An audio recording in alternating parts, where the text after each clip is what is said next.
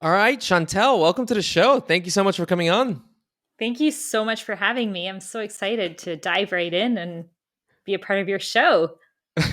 I know I'm so excited to have you on because, like we were talking before we hit record, a lot of people who live the digital nomad lifestyle are, maybe they're single, maybe they have a partner, but very few have kids, and even fewer have kids that are your kids' ages. And so I'm so excited for you to come on and, kind of share your experience as a family, traveling all over the world. Tell us a little bit about how all of this started. I know that you set off on a short trip that ended up kind of never ending, right? So, how did all of this start for you, and why did you guys decide to like never really end that trip? Oh, wow. Okay. I guess if I back it up a little bit, when it first initially started, it was just a innocent, let's get out of these freezing cold winters and escape the snow and get faster internet. So we went down to Florida at this time, because I'm kind of backing our story up, if you will, before we started full-time travel. Our Hmm. girls were our daughter was 4 weeks old, like she was just newborn, and we had a 2 year old and a 4 year old, and we're like, let's get out of here. So we went to Florida, and we did this on and off thing back and forth like the snowbirds do, right? um, for about 6 years, and then our daughter And where was were you five guys years jumping back and forth from? Like so Florida and Canada, so oh, just okay. above New York, upper New York, basically just above the border Hmm. there. And so if anyone's experienced a cold winter, you know what I'm talking about. It's just horrible. Like it's really bad. People are like, "Oh, is it really that bad?" I'm like, "Yeah, it is." So enough so that we did that move, and everything we had set up prior to allowed us to be able to work remotely. So it just so happened to be perfect timing, and our kids were young enough that it didn't really matter education wise. They were small enough that we can just skip winter and then go back. So we did that. And then we did enroll them in school and such for a while. And one of my friends was like, for what you're paying for school, you could just travel with that money. And I'm like, huh, you're right. I could, but then I'd have to homeschool, and how would that work? So we thought, well, let's just go on this little trip to Europe. And again, at the time I was a little bit nervous, because I was like imagining traveling with three kids to Europe and doing a few countries. Like we had planned to go for 5 weeks, and I was like, oh, how's this going to work? Checking in and out of hotels, like meals, like that was a big concern for me. How is it going to work with food, because they're going to be picky and then not want to eat the next, their meal, and then they're going to be hungry, and all those thoughts go through your head when you're a mom. And my husband found this website at the time, and it was called Eurocamp, and they were in these like beautiful locations all throughout Europe, really on the most beautiful beaches, and they were like set up so well for families. They had internet, they had kids clubs, and you had like this full contained kind of unit that you could stay in, and it was just amazing. So we did that for 5 weeks. And as we passed through the country of Switzerland, I'm half Swiss actually, so my dad was born and raised in Switzerland. So I had friends from there, because previously I had lived there for a little bit in my teenage years. And long story short, one of my friends, she's like, "Oh, let's do a house exchange. I'll go to Florida for a month. You stay at my place in Switzerland for a month, and we'll just like do this house exchange thing," right? So that really got our heads spinning, because we're like, "Oh, this is really good." We were enjoying the whole Swiss Riviera, and there was a jazz festival happening. It was just like everything was perfect. And we thought, we don't want this to end. So 5 weeks turned into 3 months, and we thought, right, we'll go back to Florida, but then we'll come right back to Europe again and do like a test run of 3 months and see if we can, manage school and work schedules and language and all these different things that became challenges of like staying somewhere overseas, right? So we did. And then after those 3 months, things just kept lining up. And we just kept taking like an extra step, I guess, of, you could call it like flying by the seat of your pants. Some people call it like faith, taking a step of faith each time. But everything kept lining up for us. And we're like, oh, we don't want to stop. So anyway, we had the kids enrolled into a French school, which was great.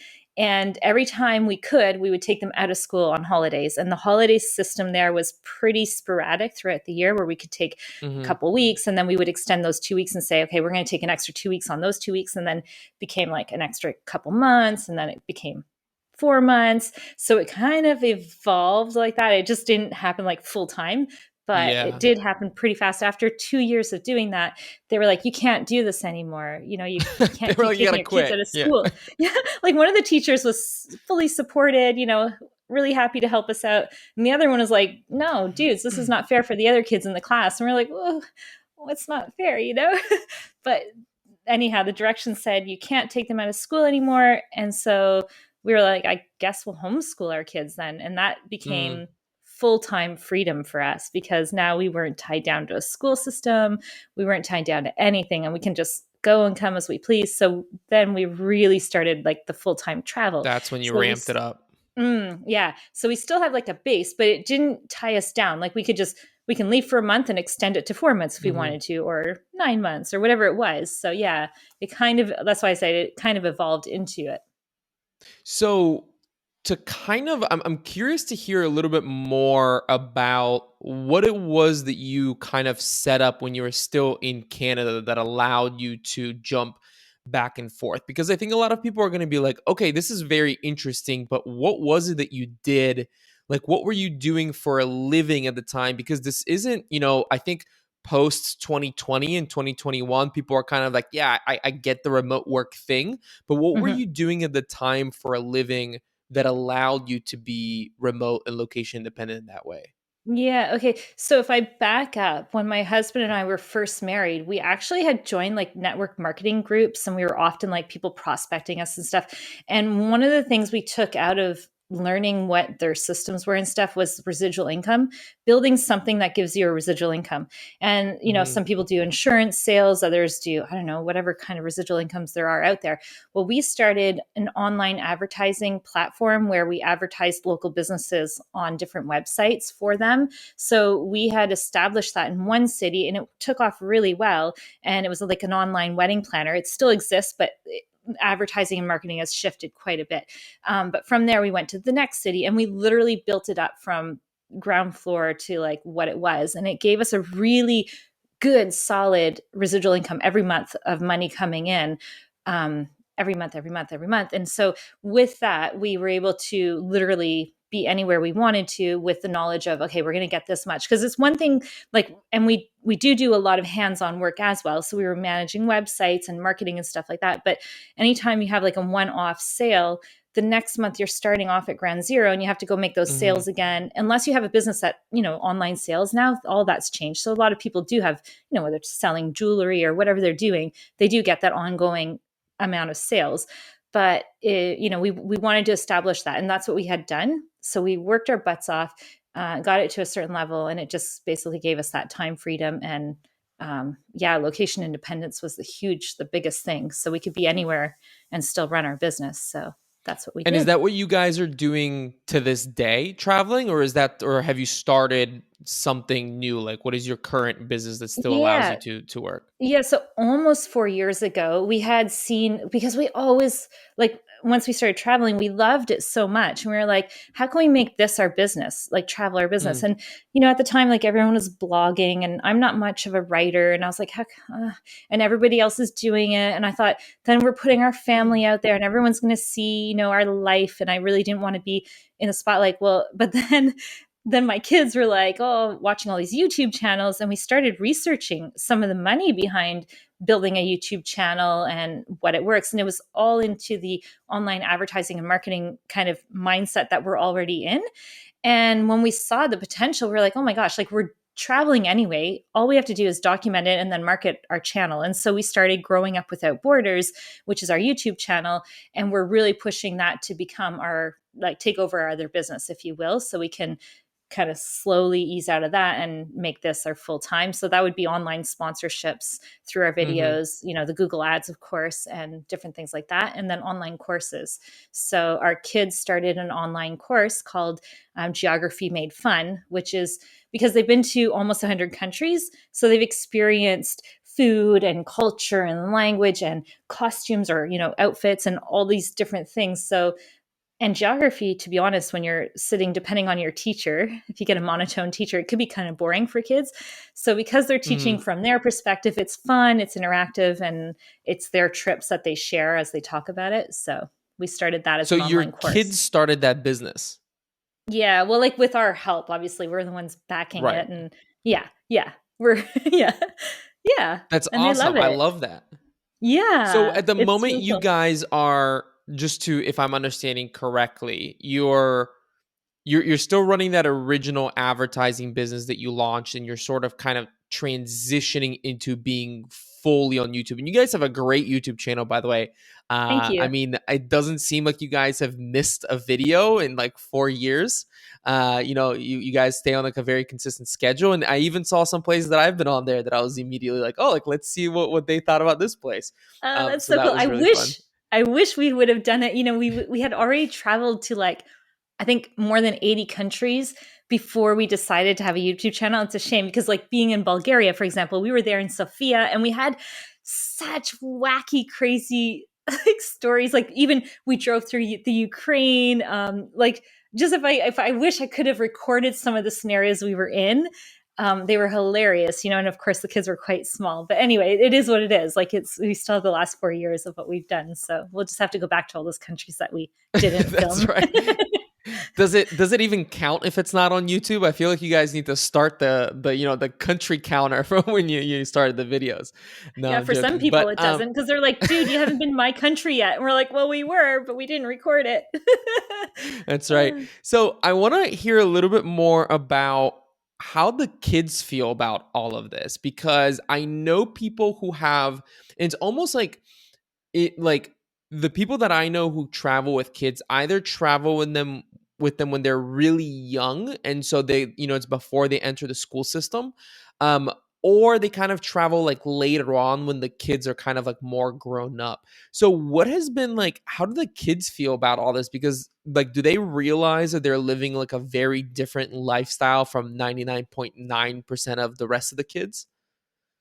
I wonder if they think it's different, because I think they realize it's different when they interact with other kids. Also, more so, like, I think they notice a difference between certain kids. Like, anyway, that's just like a side observation. But I don't think they realize how, like in our case, like how cool it is and how lucky it is, from our perspective. But it is hard in one sense at the same time with friends. They're coming to the age where having a true friend that you see every day, that you just don't get that when you're traveling all the time. Mm-hmm. And I think we realize it more as soon as we start to settle. So because of COVID, we've been here in New Zealand for over a year and a half, and they're starting to build up relationships. And so it's like the thought of like, ugh, leaving again is not a good feeling. Whereas when you're constantly on the move, it's just your norm, it's just normal. So it doesn't really phase you so much, I think. Mm-hmm. I feel Yeah. like that's one of the big, like whenever I talk, my wife and I are now both 28, and you start getting these like questions from like, other people like, or like, you're thinking about having kids, this kind of stuff. And one of the things that always comes up is like, well, like, you're gonna have to stop traveling because kids need to make friends. So how did you guys handle that?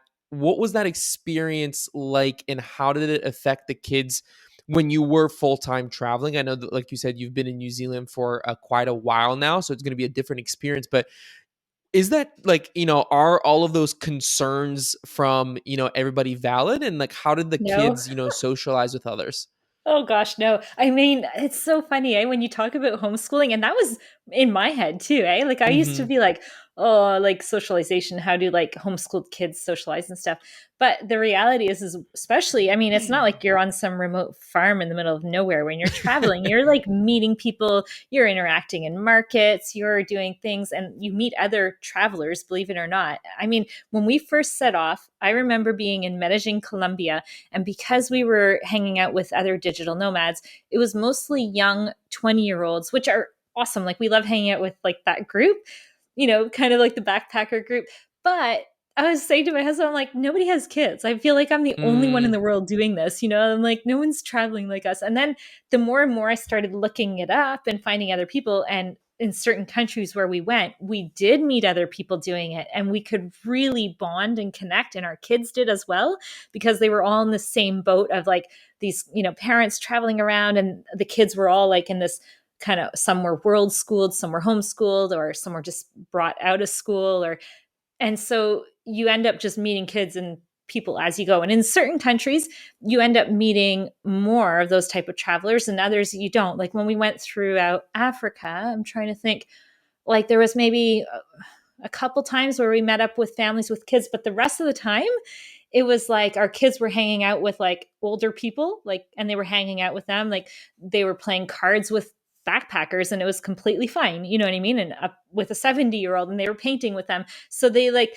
the age barrier thing doesn't exist, right? When we mhm. were up in Laos, we stayed the night because we kind of got stuck up there instead of coming back down.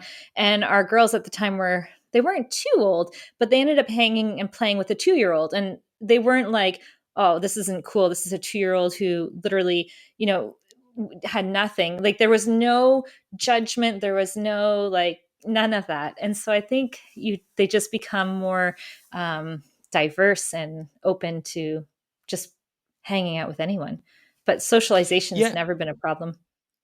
I think that this is a common thread, even like if you don't have kids, because, it was something that my wife and I really experienced when we started traveling, was that we kind of missed those friendships that we had in the US, that, you were living in the same place, you're hanging out with the same people, and you kind of miss this, like, oh, I just wish I could, go down to the bar and have like a friends, or How I Met Your Mother experience where, you know that your friends are there and that kind of stuff.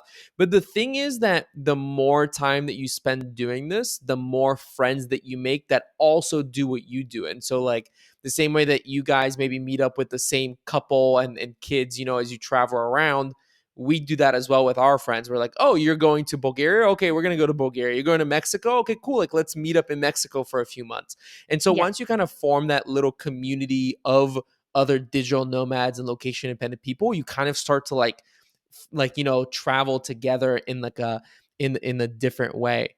um Yeah, because like community is so important. And it is the thing that, depending on the country you go to, and sometimes the language that they speak in that country, you can feel isolated and lacking community. But I mean, then again, when you have your family, that becomes your little community, but it's still not the same. It's not like having your girlfriend that you go, like you said, hang out with, go have a drink, whatever. So, but yeah, I mean, it's give or take, right? You got to weigh out the pros and the cons and such. But in our case, like we do go back, and they do have a home base that we call home. So they do get that little time with, their friends and so on and so forth. So yeah. mm. So tell me a little bit about the different schooling options, because I feel like now it's not so much that there is no option for how to, like, quote unquote homeschool. I feel like there's a whole bunch of different versions of homeschooling. So can you tell me a little bit about what are some of the options that people can consider if they have kids and are thinking about traveling full time, and what did you choose and why in terms of educating your kids? Really good question. Okay, so if you're considering like small young ones, there's different programs out there. The one that we are currently using, it's all online, and then they have an offline version as well, which works good for us when we're traveling, because certain spots don't have the greatest of internet. And basically they log on and they're all self-taught. So if you were talking about a younger child, that would be a real challenge, because they're not going to sit there and do their own lessons without some parent behind them helping them and such. But there are a lot of online curriculums that are kind of fun and animated for that younger generation, which is fantastic. And yeah, they can learn pretty much with mom and dad's help, right? But our kids, like they're learning pretty much on their own, which is crazy. And just this coming week, my kids are going to be actually attending a real high school, but it's an online high school for people like us, for athletes or actors or people who can't physically necessarily be there, or they might be in certain countries and want a better education for their kids. So anyhow, it's called Crimson Global Academy. It's a company or a school that started based out of New Zealand. Actually, the guy who started it, and so they're going to have real teachers. So full on classroom like schedule homework, and we're all so nervous, or at least I am, because we've had all this like freedom with no schedules. We can move anytime, and I'm like, how's this going to work when we're on a bus in the middle of nowhere, or a train, or whatever we're doing, a ferry, and then we're going to have to figure it all out. But they're very flexible in the schedules, so I was able to like shift a lot of them at nighttime, so that if we're out during the day filming something, we can be there. And so that's what we're doing. But there's so many options, and homeschooling and some of the curriculums that are out there give you so much freedom just to do it at your own pace. You can take a month off if you're busy, and then come back, and it's all just different variations. But we're really excited about this one because they're going to have full on real teachers, strict homework. I'm not sure about how this is all going to work, but so yeah, it's pretty and cool. and how does that because I think one of the concerns is, okay, well, how does that work with like if my kids decide they want to go to college later on? Okay. Where Well, the whole conversation of like whether that's useful or not, like we can leave for like another time, but like, how does all of this feed into, like the more structured versions of higher education later on? Like, how do you take like a homeschooling education and experience to then be accepted, so to say, by like a higher education mhm. institution? So you in the United States, anyway, I'll talk for as if we're in the United States. I know there's people from around the world because every country is Mhm. different. Um, But in the US, you're the parents who are the homeschoolers, or the school, the directors, they give them the proper credits based on what they've accomplished. And then they can submit that. Some states would have it where you have to send in every year. Where our girls are registered, they actually have to go do some tests. And like I said, every country is different. So because our base is Switzerland, their mandatory school stops at 16. And then kids either go into professional school, apprenticeship programs, or they finish their college, which is high school. So Mm. it really is like, it just varies. But for the most part, I think if you're looking to get them into a certain school or something like that, a lot of the times, and this is just what I've heard, but they often prefer homeschool kids who have that work ethic and have been homeschooled. Mhm. So I don't know if that's fully true or if it's just people who have said that, but I've seen many videos on it, and it's quite interesting. I could see that being the case because they have the desire to learn, and they're already willing to learn on their own. That's one of the skills that they kind of adapt to and learn as they're being homeschooled, because it's not like a teacher telling them all the time what to do. You know what I mean? So, I mean, and that depends probably on the household as well, because there are some families that are just like, oh, well, whatever, learn whatever you want to do today. Right. So, Yeah, so how do you strike that balance? Because I've heard that before as well, that like one of the benefits with like homeschooling or unschooling is the other kind of term that I've heard, is that, they get to do whatever they want to do and they kind of like get to learn whatever they want to learn. So how do you strike that balance between like, hey, go do all of that and like, like learn whatever you want to learn, but at the same time, like make sure that they're actually doing something and not like playing World of Warcraft or something? yeah, like I don't really believe in the whole unschooling, if you call it a system, whatever that is. Mhm. I believe in world schooling in the sense that they learn while they're traveling. Like in our case, our girls have learned more in geography than they would have ever learned in a whole university Mhm. school. Same with history. They've learned so much history hands on by going to museums and learning as we go. But when it comes to like structure and actual learning, I think it's really important to have something in place that's like an actual curriculum that they follow, Mm. that's structured. And because if not, I don't know how, like, but again, I'm a true believer that if you don't want to be an architect or an engineer, well, you don't necessarily need to take your calculus and certain things that you need, depending on what. But I do believe that every child should have a good foundation so that if they choose to do that, then they can Mhm. excel and do that, right? So sorry to all So you what does unschoolers out there listening.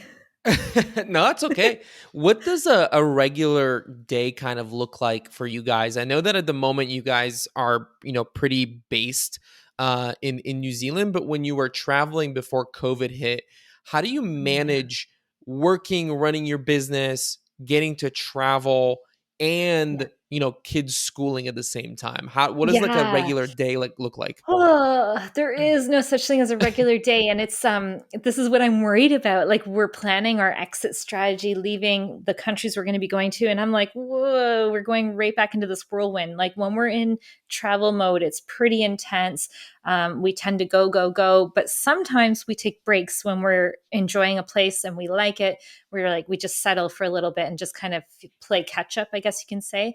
Our kids, they do school all year round, so we don't really get breaks, and our breaks happen when we're in these transitional things or moving or filming or sightseeing, because when we go to a place, let's say we land in, I don't know, wherever we go, we tend to try and do all the attractions and see it all so that we can then share it on our YouTube channel. So we're really intently there, with purpose, you can say.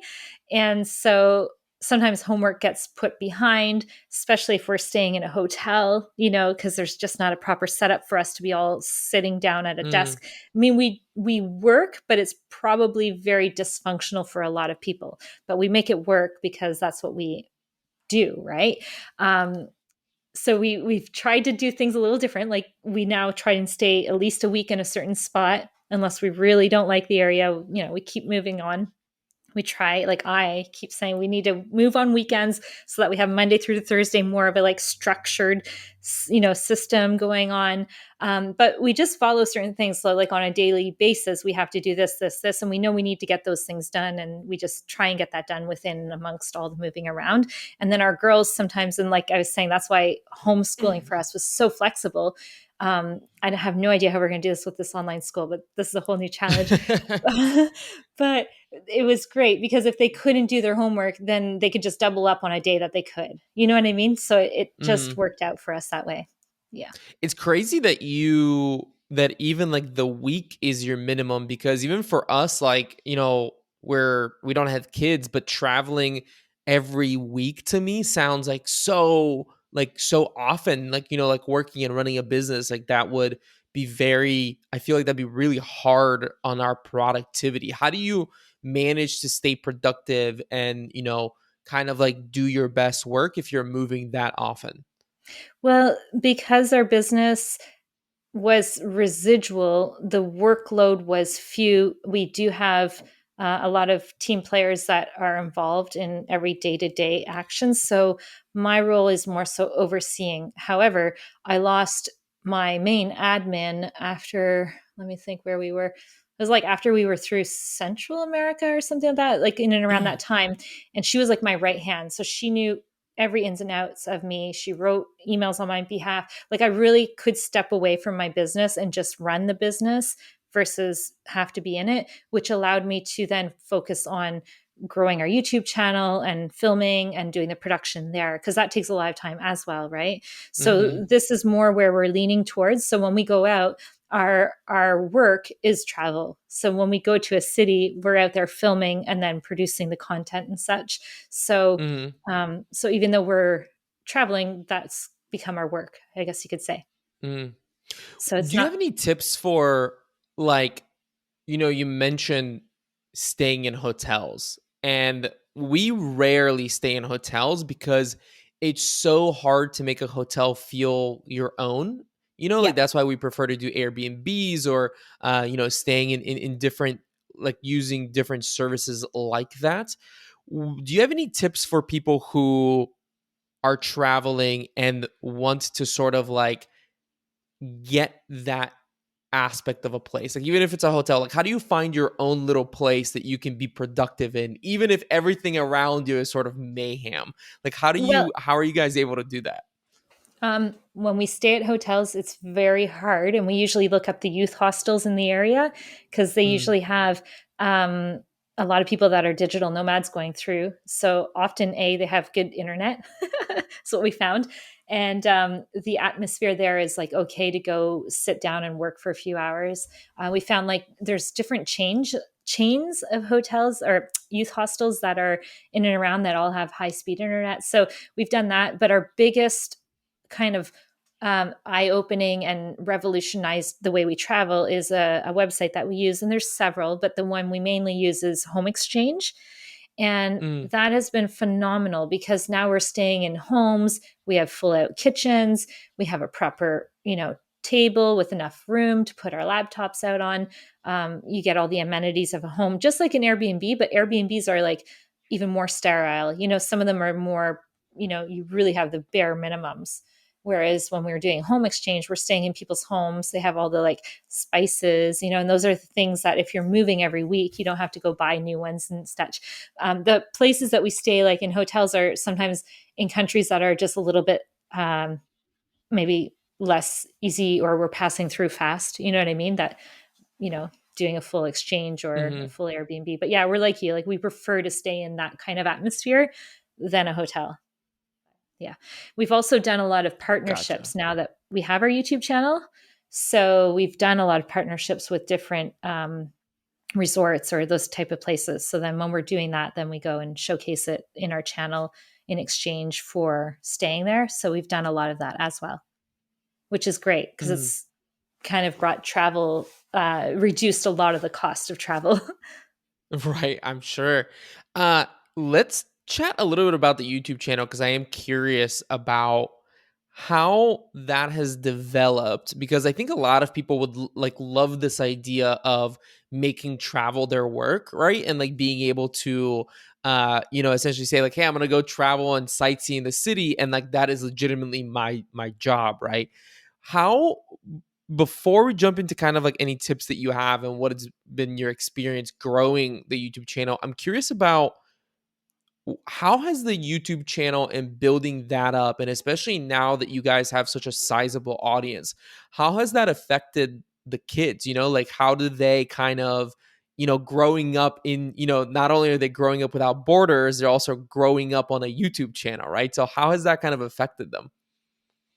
um, hmm. I mean, hasn't really like changed them all that much other than like sometimes they'll get recognized and it's like cute and fun because we're not that huge, but we're still sometimes getting recognized. Like we were even in Cambodia and some little boys walked by and they're like, "Oh, those are the girls," and they were pointing at them. And I was like, "Oh my gosh, I would have never thought that in Cambodia they would have been recognized," because I don't know, we didn't even have an audience from there really, but and then just sometimes here in the grocery store, people will come up and say, "Oh, we watch your channel," and stuff like that. But it hasn't really like changed them in any way. Like they're, and if anything, it's developed a whole new skill for them because at the time they were always watching YouTube videos, and now they watch YouTube videos with like the purpose of like, "Oh, look at how they've done this or how they've done that," because they're part of the editing process. So they do a lot of all the pre-edits on the videos, and yeah, they're heavily involved with the production side as well. Yeah, it's interesting when you do something that you enjoy, right? Or like if you like, for example, with me with podcasting, I used to listen to podcasts all the time before I started this one. And then now when I hear a podcast, I'm almost like, oh, they're doing like this, like you kind of like see it in a different light, if that makes sense. Yeah. Yeah, totally. My girls do all the time. And so yeah, they're looking at that aspect of it. And no, it's just great. Like when you think of like the art of storytelling, like they're starting to get more involved with that because we're starting to incorporate that a little bit more into our video and stuff like that. And like each one of them they're unique, right? So Julia's okay to be on camera. Angelique is our middle child. She just doesn't enjoy it and doesn't really want to, she'd rather be behind the scenes, if you will, and then our Chloe, she's just like an actress. So she just, she loves to be on it and has no problem being in front of camera. Right. So, yeah. And how has like like I said, you guys have been doing this for 4 years, which is incredible. Congratulations on all of your success with the YouTube channel as well. But what have been some of your tips or kind of like hard learned lessons about YouTube for people that are listening in that want to grow some sort of an audience on YouTube? Um, Ooh, because we're still learning ourselves, right? Well, you're always learning, right? Like we never stop learning. Yeah, I mean, like, just never give up, right? Like, if you're going to start, you have to be in it for the really long haul because it takes so much effort. Some businesses you can start and you can turn a profit right away, and not to say that you can't do this with YouTube as well, but you really have to be in it for the long haul if you're going to do it. So don't start with that intention like, oh, this is going to be easy and fast and really great compared to, like, I look at our traditional business. It was a lot easier and more lucrative and everything else, but it's not what we enjoy doing. It's not our passion. So you have to also do it because you enjoy it and you love that aspect of it, because if not, you'll probably burn out trying, if you will. So that, and then, like, being consistent. I mean, like, if we had the perfect magic wand, I'd be posting every day if I could. That would be just to, Mm. in terms of growth and being able to grow. My husband was just saying the other day, there's like statistics that if you post daily, like, speaking of podcasts, your increase is so much higher, but we just don't have that ability to post that much unless we were just doing lives every day or something like that. You know what I mean? Because the production is a lot. That, and then if I look back, I mean, our videos when we started were horrible. And we met a guy who has quite a huge following named Drew Binsky. We met him in Madrid, and he's like, use a stabilizer, use a mic, and it's like two things that, like, we didn't use for a very long time. And I look back and I'm like, oh, what were we thinking? But anyway, Right. it is what it is. It's authentic. What about, your experience with, one of the things that you have said several times during our conversation is how you want to make YouTube your business. You don't want, you kind of want to transition away from your current advertising business into YouTube. So, what like how are you actually making a business out of YouTube, right? A lot of people who are content creators on YouTube kind of just try to live off of the AdSense, but what are some of the other things that you guys have been doing to make it a business, kind of create more income streams based off of the YouTube? Yeah. So, well, everyone knows the word affiliate, right? So there are some affiliate programs that give you a residual income. And so remember I was saying at the beginning, like, a lot of the times, like, residual is key, because selling a one time, it's okay. But if you can tap into any type of affiliate program that gives you a residual off of their sales, and of course it might change, like, they could change the rules at any time. That's a challenge, and it's happened to us. But that's one of the things that we're going after, is those type of affiliates that we believe in and we use, and it has to be like a good fit as well, right? But Hmm. that's what we want to build that. And then sponsorships, like working with brands and companies that you like and you believe in and that you can easily promote. And then ideally, again, working with them on, can we do a referral per whatever, and earn the commissions off of the sales.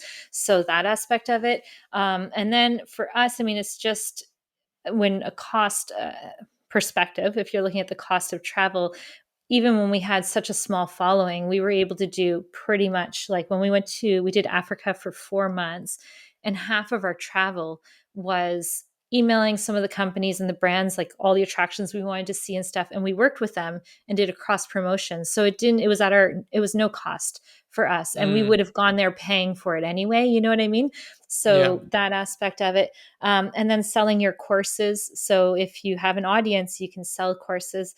Going down in the future, what we really want to do is own properties and be able to promote those to our audience. Because, if you have a hot destination, somewhere in Mexico, let's say, and you have an audience, then you can drive them pretty much to wherever you want to showcase on your channel, right? And then, so we were approached by a company, and it's so funny. So many people that have YouTube channels, we're seeing them put this in their videos, right? And it's for registering domains and websites. I'm like, man, that's what we do. So I'm like, I'm going to make my own commercial, put in my own video and sell my own product, so like you could, Mm. once you have an established brand and audience and such, then you can drive them to whatever product you want. A lot of people talk about merchandise or this or that, but yeah, I mean, there's all different aspects of how you can diversify off of just your ad revenue. Yeah. And how has YouTube impacted your travels? Because I did like for about a few months I did like some vlogging experience on my YouTube. And one of the things that I noticed was that I ended up being more active. Like I was doing more things, even though I was kind of like, in my city that's kind of boring because like it's, you grew up in it and so you don't really do much. But when I was vlogging, I was like, okay, I need to find something to do for content, right? And so I was doing and trying these different things. How have you found that running a YouTube that's all about travel has actually impacted your travel? Like, how has it changed what you do on a day to day basis? When you're going from location to location.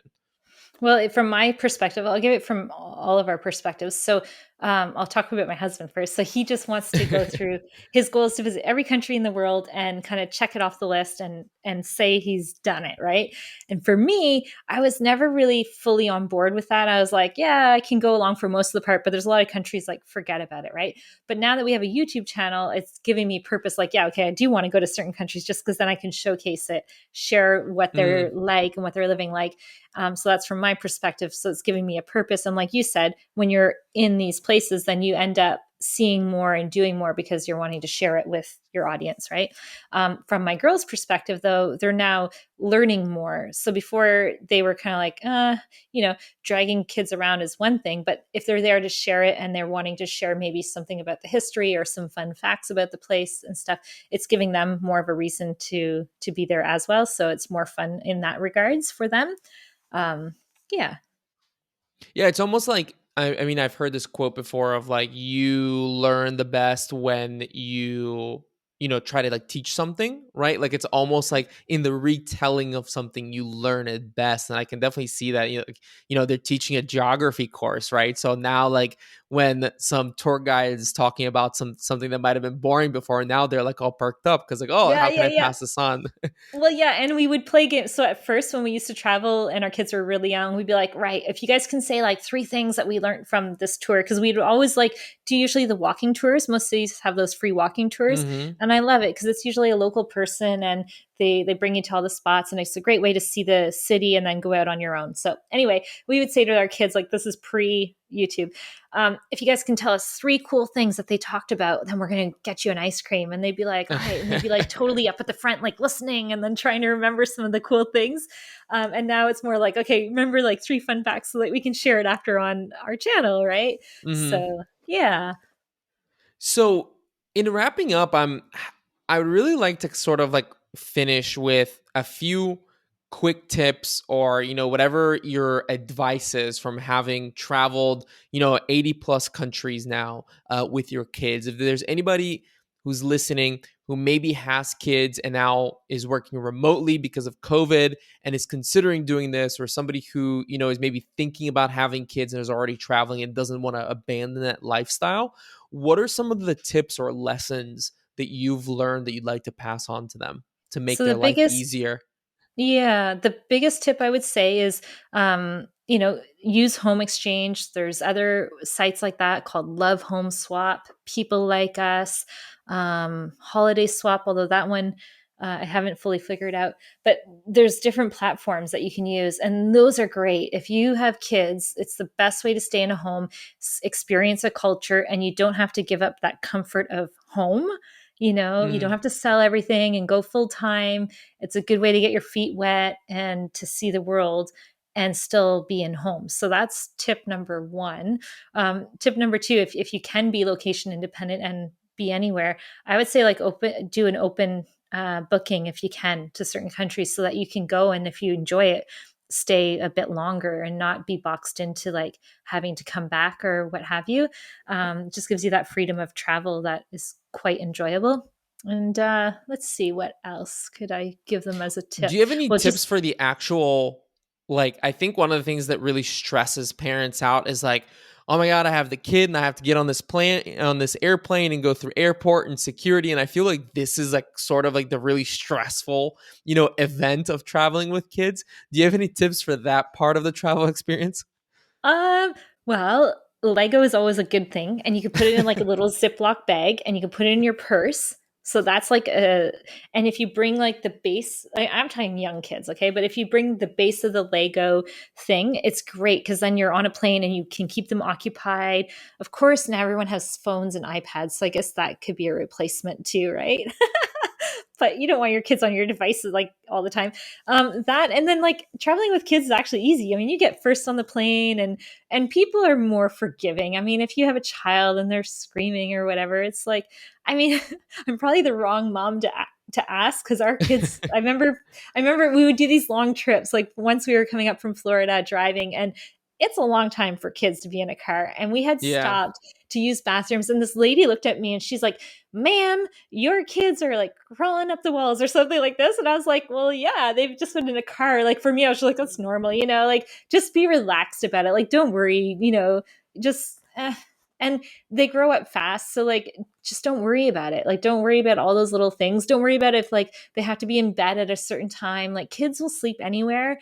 That was the one biggest thing. Like, Mm. some of my friends are like, oh, I have to go home because my kid has to sleep. I'm like, no, they don't. They can sleep in their car seat. Like it's not a big deal. Like my kids are fine, and they've slept many times like anywhere.